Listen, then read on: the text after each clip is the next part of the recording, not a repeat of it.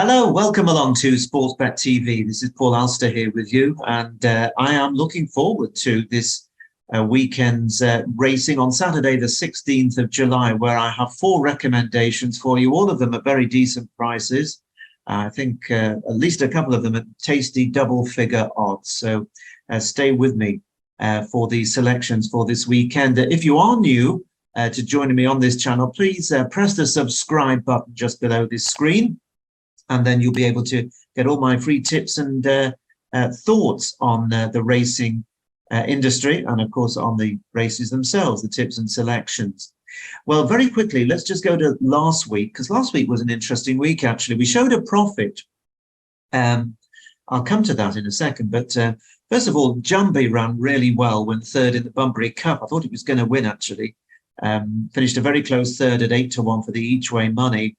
And then delighted to say that Equiano Springs, who I put up in the last race at York, I thought he'd be about 14-1, 16s. Well, he went off 33s. So here was an occasion where the price drift, the price change favoured us because he kept on really well and he finished 5th, which all firms were paying. So 33-1 each way, Equiano Springs placed at York. Now, Romantic Proposal disappointed in the July Cup, having travelled well to the furlong pole, but then she ran out of puff, surprisingly.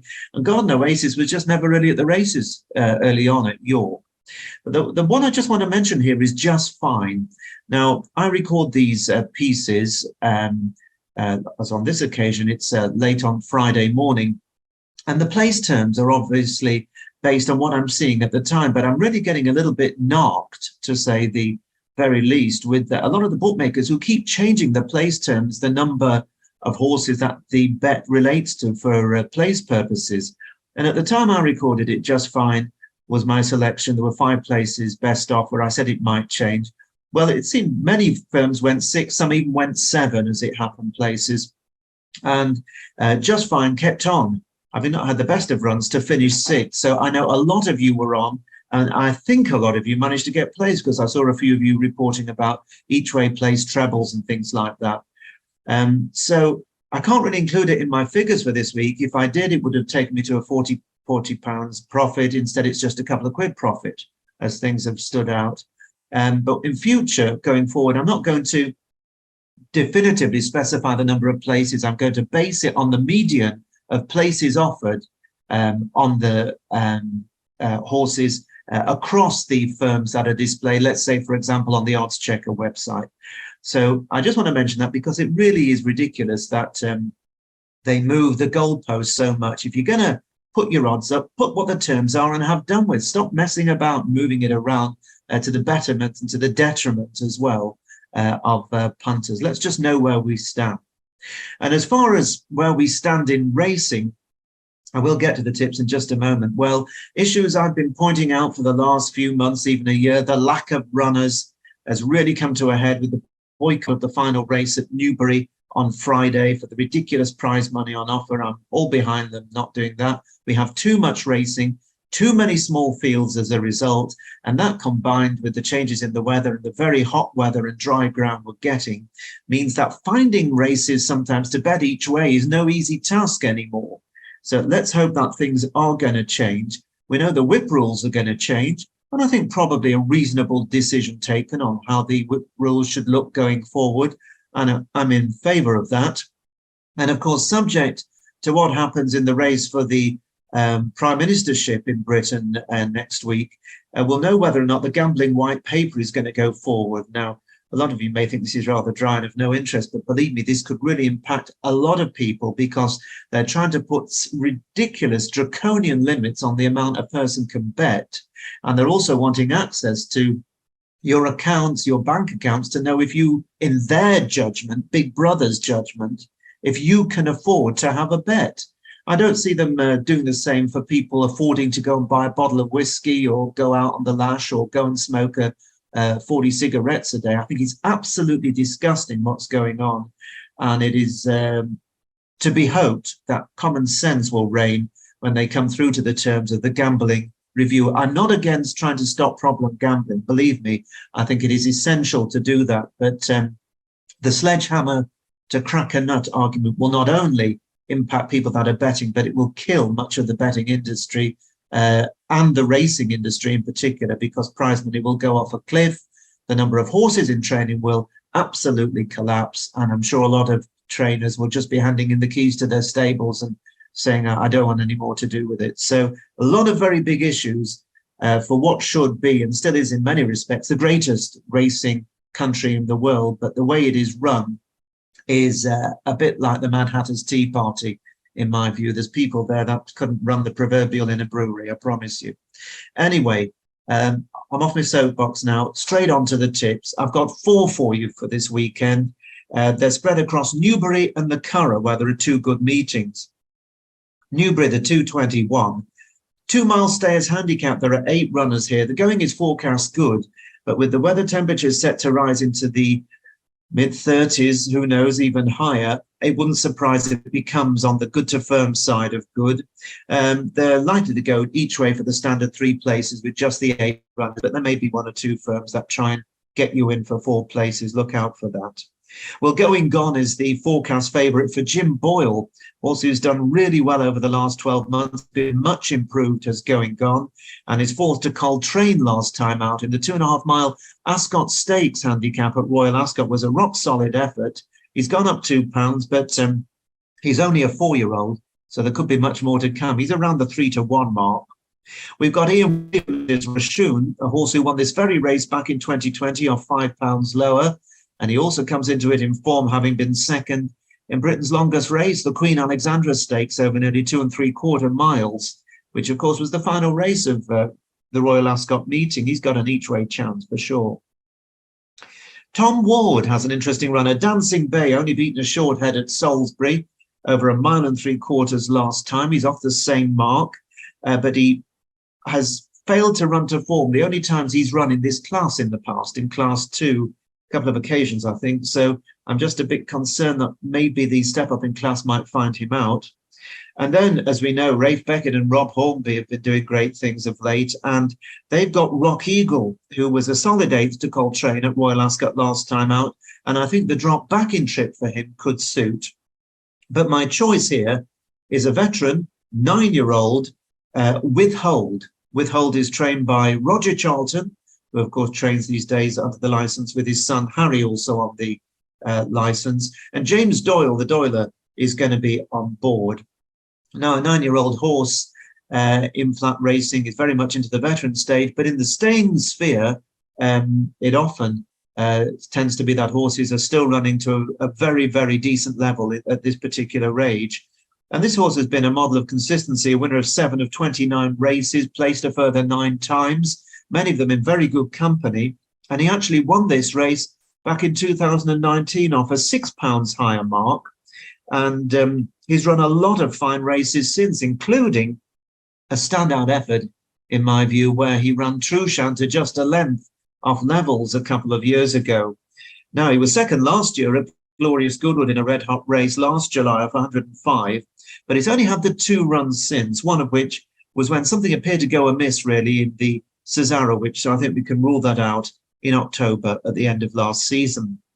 Now, after that, Withhold, who runs in the colours of Tony Bloom, who, of course, I think is he still chairman of Brighton Football Club? But Tony is a very, very shrewd man, a very smart businessman, and he's kept this one in training, so that's a tip in itself, I think. Well, this horse had been off for 8 months before he reappeared at Chester 5 weeks ago. And he raced prominently, despite looking a little bit on the burly side. He looked at if the run would bring him on, and he led until just over a furlong out. He could have really capitulated given the long absence, but he really did stick on quite solidly, I thought, and that would have blown away the cobwebs. And that was in the race won by Soapy Stevens. He was only beaten a little under 4 lengths. So that was a solid effort. He's been dropped a pound, and he will be fitter. And I think that at a track that suits him better, this long galloping track at Newbury. And I think he's got the first-time visor on as well, which is interesting for a 9-year-old. And that might just rekindle all enthusiasm. And I just think he's going to run very well. He seems to retain most, if not all, of his ability. And the best price offer at the time of this recording is the 15-2 that we see with 888. And that is offered for 3 places. So Withhold for Roger and Harry Charlton, James Doyle and Tony Bloom in the Newbury 221 on Saturday. Now we cross the water to the Curragh, fabulous race course, definitely worth a trip over to Ireland if you want to take in the racing there. It's absolutely wonderful. And not far from there, the Irish National Stud, the Japanese Gardens. It's just the most amazing experience you have out there. But a very good race on Irish Oaks Day. And that is the 235, the €100,000 Scurry Handicap. Now, this is a 6.5 furlong contest. 17 runners go, and the going is forecast good. Again, it may dry out a touch, but I'm sure they're going to water to maintain the ground. Now, a fascinating British raider is the Yorkshire-based Mr. Wagyu, who's trained by John Quinn at Malton, and he was a superb fourth in the Wokingham Handicap last time out, having previously won at Epsom on Derby Day. So there's no doubt about it. Mr. Wagyu is in red-hot form at the moment, but he has gone up £6 since his Derby Day win, and he's actually never won beyond the 6 furlongs. And this is going to be a fast-run 6.5 furlongs with an uphill finish. So if there are any flaws in his stamina, they will be exposed by this. We'll see. Now, he's around the 5-1, 11-2 mark alongside Joseph O'Brien's Andreas Vesalius, who was second in a Group 3 over this course and distance at this very meeting last year. And he was a good second last time out at Naas, for which he's gone up £2. Joseph's horses are in good form. Now, one horse who comes here on a hat-trick mission is the Kevin Coleman trained Cumshigorn, I think it's called. He's won at Listowel, and then he won at the Curragh, both in June, has gone up a total of £15. And there's more needed in this even hotter race, in my view. Nordic Passage, who was second to him at Limerick last time out, is those £15 better off for less than 2 lengths. So that should bring them very much closer together. But of course, we're not sure quite how fast this Cumshigorn is improving. Then the interesting runner here, the 3-year-old Neo Soul, up against older horses for Ger Lyons, won at Cork in May over 5 furlongs, but on soft ground, but was a solid third here in a 5 furlong handicap last time. He's won over 6 furlongs on the all-weather. And I suppose he's relatively unexposed. And Ger Lyons won't be tackling the older horses if he didn't think he was going to at least make a bold show. And then one of my favourite older horses in Ireland, Gustavus Western, is running for Joseph Murphy. He's got top weight. He ran in the Group 1 Platinum Jubilee at Royal Ascot last time. He was only beaten 6 lengths, and he won a Group 3 here over the 6 furlong course last August. He is very well handicapped on the best of his old form, and I'm sure he won't be far away. But there is one horse in this race that I've rather been waiting for. I thought he may tackle something slightly easier, and I think the fact that they're going for this thinks they really do have this horse where they want him. And his name is No More Porter. No More Porter is trained by John Feen and is the mount of the veteran jockey Kevin Manning, who's a remarkable athlete. He's 6 months older than me, and he's still riding at the top level. I mean, the guy is just the Iron Man of Irish racing. He was, of course, son-in-law of Jim Bolger, and he is still riding as good as ever. If the horse is good enough, Kevin Manning is certainly good enough. Now, this No More Porter has run 4 absolutely rock-solid races this year. His last 2 runs he's placed over a mile, but don't let that put you off, because he has won over the course and distance in the past, and he hasn't quite been getting home when they tried to stretch him out over the mile. And the reason is, as much as anything, that he tends to go off at a really good lick, and he gets ahead of steam up, and he sees out 6.5, 7 furlongs well. And I think if he's allowed to stride on, which I think Kevin will allow him to do, he might take a bit of pegging back off his current mark. He's got his ideal trip, he's got the ground, and he's got Manning on board, and he's taking over significantly from Jamie Powell. Jamie having been either claimed or chosen to ride Cumshigorn, by the way. So drawn centre field and able to go wherever he wants him to, I think No More Porter is going to run a massive race. At the time of this recording, as of Friday, he's 10-1 each way. I've seen 5 places, but we'll assess the place market closer to the off And that was with, by the way, just for your interest, Paddy Power, William Hill and the Betfair Sportsbook. So 10 to 1 each way, no more Porter, Curragh 235. Quickly on to Newbury, the 256 race. Well, this is an absolute cracker. It really is a cracker. The Group 3 Hackwood Stakes is over 6 furlongs. There are 14 runners. The going, as I mentioned, good, but may get a little quicker given the very hot weather. This really is a tasty race. I like this one. There's a lot of Group 1 form around. For a Group 3, this is probably as good as it gets. This is a better than average renewal in my view. Last year's first and second are back for more. Happy Romance won last year. He beat Diligent Harry. It was a 7-runner contest. It wasn't as strong a renewal as this year, but Happy Romance ran really well, I thought, even though unplaced in both the Platinum Jubilee Stakes and last week's July Cup. Whether he's able to turn out again for another tough race so soon and be on his game remains to be seen. But he is down in grade. And I think it's going to be interesting to see how those two go. Both Happy Romance and Diligent Harry. Who was 2 lengths behind Happy Romance at Ascot, but had previously won a Doncaster listed race. Then we've got Run to Freedom, who was 10th at Royal Ascot. Minzal was 13th. Great Ambassador didn't run his race at all. He was 24th in the Platinum Jubilee. I think that Minzal is probably going to find the ground as quick as he would like it.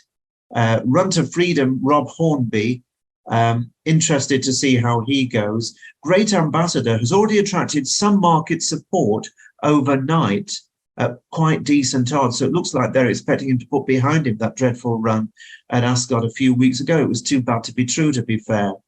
Charlie Appleby's got Man of Promise. Now, this one returned from Maydown and didn't run at all badly. He was 7 lengths 8th to Nature Strip in the King's Stand Stakes over 5 furlongs. He'll be better suited by the 6 furlongs. You've got Rohan, who, of course, produced that wonderful, wonderful effort when he won for David Evans in the Wokingham for the second time. That was just a fabulous run. Ryan Moore not able to ride him this time. He's in Ireland. But Super Sub Holly Doyle is going to take over. And then one horse that I did consider very seriously here. This is Andrew Balding's Chill Chill. He hasn't run this year. He was last seen finishing 3rd in the Group 1 Haydock Park Sprint Cup. And that's a red-hot race back in September. If he's ready to go, and the market will probably tell you if he is or he isn't, he would have to have a big chance. But I'm fancying one at big odds here. And the horse in question is called St. Lawrence. And he's trained by Roger Varian at Newmarket, and Andrea Atzeni is going to be on board. Now, St. Lawrence was a really useful 2-year-old. He was placed in a Group 3 at Newbury, and he won a listed race at Newbury as well, the Washington Singer Stakes over 7 furlongs, a race that's obviously often a stepping stone towards potential classic runners. He only ran 4 times last year, and that included when beaten only just over a length by Rohan at Ascot in a Group 3. But he had 1 or 2 issues last year and eventually had wind surgery in September. That meant that he was off the track for 8 months. So he has been really relatively lightly raced. Now then, he reappeared in April at Newmarket in the Aberdeen Stakes. And he put up a very, very good first run back over an inadequate 5 furlongs when he finished strongly into 3rd, beaten a length by Khaadem, a horse I like very, very much, and unfortunately who managed to not run for us. I think it was in the King's Stands. He was withdrawn late on. And then after St. Lawrence had run 3rd in the Aberdeen, he got really upset in the stalls, uncharacteristically over in France in a Group 2 in very bad ground, and he ran no sort of race. So I think we can completely draw a line through that. And then go to the King's Stand Stakes that they threw him into with blinkers on for the first time. Now, that, of course, was over 5 furlongs, which would be an absolute bare minimum for him. But he stayed on really strongly. You try and dig out the video of the King's Stand Stakes and watch the blue and white diamonds of St. Lawrence, and he is coming home really well. You take Nature Strip out of the race, who was different class, the Australian horse, and you'll see that St. Lawrence was right up there with the best of the British and Irish runners. So he's returning now to his optimum trip. I think 6 furlongs, a strong run, 6 furlongs is his optimum. He's got the blinkers on second time. And people who know these things have told me many times over the years that sometimes the second run in the blinkers is the time to catch the horses when it's not such a shock to the system, but they're still focusing their attention. Now, there has already been money around for St. Lawrence. When I picked him out last night, there was still 28 to 1 here and there in a few places. Then 25 to 1, that's gone. 22 to 1 has gone, and he's now down to 20 to 1. So it's 20 to 1 St. Lawrence. That's a general offer. Most firms at the time of this recording going 4 places, but we'll look at it again tomorrow just before the off, see what are the best medium place terms. And it's also worth noting as well, Roger Varian is absolutely flying at the moment, 31% strike rate over the last 2 weeks. And I'm recording this Friday late morning. He has 6 runners later on today, Friday, and all of them are 3 to 1 or less. So it wouldn't surprise me if he has 2 or 3 winners on Friday to increase his winning percentage at a time when his horses are flying. So I think St. Lawrence 20 to 1 each way for at the very least 4 places.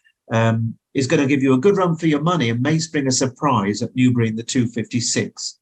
And finally, back to the Curragh, to the 310 race, which is the 5 furlong Group 2 Sapphire Stakes. There are 9 runners. It's for 3-year-olds and older. There are 7 3-year-olds and there are 2 older horses. And it's a really interesting race. And I'm glancing across here because so far, much to my dismay, none of the firms, not one of them, have offered a prize for this race, a Group 2 race coming up on Saturday. This is Friday lunchtime almost, and nobody's offered a price. I mean, it's absolutely ridiculous. Some of them are truly spineless, these firms are. I don't know what they're waiting for. Anyway, Castle Star is a fascinating 3-year-old. He hasn't run this year. He's trained by Fozzie Stack, rated 112. I mean, he was a really good 2-year-old. He won a Group 3 over the course and distance last May. He ran 3 fine races after that, including just being edged out by the superb Perfect Power in the Group 1 Middle Park Stakes at Newmarket. You have to wonder, though, why he's been off so long. So there must have been an issue. And if there has been an issue, whether he'll be ready to do himself justice if he has trained on at the same level first time out. The market, when eventually they wake up and get their act together, is going to probably give us a clue about that. Now, Khaadem is a funny old horse. Aidan O'Brien's horse. He's in and out. He's like a yo-yo. One good race, one bad race, a few moderate ones. He did run very well at Royal Ascot. He was 4th in the Commonwealth Cup Group 1, but he didn't cut it last week in the July Cup, so you don't know what to expect from him. The British Raider is Cole Burke's Last Crusader. Cole's having a wonderful season, as we know. This horse won a listed race over 5 at York in May. And the race might have come, I think, just a bit too soon, 9 days later, when he didn't show at Haydock in the Group 2 there, won by the Queen's horse. And they're popping blinkers on him for the first time. So interesting to see how much improvement they're able to eke out for Last Crusader, and Cole Burke with a very good record with his horses when he takes them across to Ireland. Now, Mooney-Star for Jack Davidson, or Mooney-Star, he is a horse that has been an absolute superstar for the stable. He actually won this very race 12 months ago. He was second in a Group 2 at the Curragh this May, and then an excellent 4th to Nature Strip in the Kingstown Stake last time out. And he does look the one to beat. I do think that the older horses here may well hold sway. We shall see. But Mooney-Star for Jack Davison, massive chance. But I'm really interested in the second of the British Raiders, which is Equilateral. Well, I'll say it again, Equilateral, trained by Charles Hills and the mount of Frankie Dettori. Yes, Frankie is going to be on board, and this is the race before the Irish Oaks, so he'll want nothing more than to really be on a high as he rides John Gosden's filly, who's likely to be very, very short to win the Oaks. And if he doesn't win on that, then, of course, there'll be hell to pay, won't there? Anyway, to Equilateral, a very fast and a very talented horse, runs in the colours of Mrs. Flittery Hay. He's got loads of big runs to his name, including a 2 1/4 length second to the mighty Batash, the Batmobile, in the Group 1 Kingsstand Stakes 2 years ago. He's been a really good servant, but he's only been very lightly raced over the last couple of years, and that's mainly because he missed 14 months, and then he reappeared in the Kingsstand Stakes just last month at Royal Ascot. Now, that was a really tough race to come back in, but I thought he ran a wonderful, wonderful race behind Nature's Strip to be fifth, just behind Mooney Star, who had the benefit of a previous outing. And Equilateral was coming home well. And then if you saw the race at Sandown, you may remember it, the Coral Charge. Well, I think if there's been a horse locked up and nowhere to go, a more obvious case than Equilateral all season, I haven't seen it, because time and time again, his jockey tried to get a run. He just could not. The horse was on the bridle, hard on the steel all the way. Eventually, he took a pull, came around horses, finished on the bridle. The post arrived before he was even able to galvanize the horse. He was still on the bridle, only beaten 2 lengths. He should have won that easy. He would have taken nothing out of himself because he did little more than a breeze almost. And so I'm pretty convinced that Equilateral, if all is well and he's travelled over okay, etc., that he will go very well. I have to estimate the price. I see that Timeformer forecast 8-1, which I think is a little optimistic, and I would love some 8-1 if there's any around. I'm suggesting that 5-1 might well be the market price or thereabouts each way, and I assume they'll be playing for 3 places with the 9 runners. So 5-1 estimate for Equilateral for Charles Hills and Frankie Dettori. I'd love to see him show exactly what he can do with a clear run this time. He is the last of my selections for this weekend.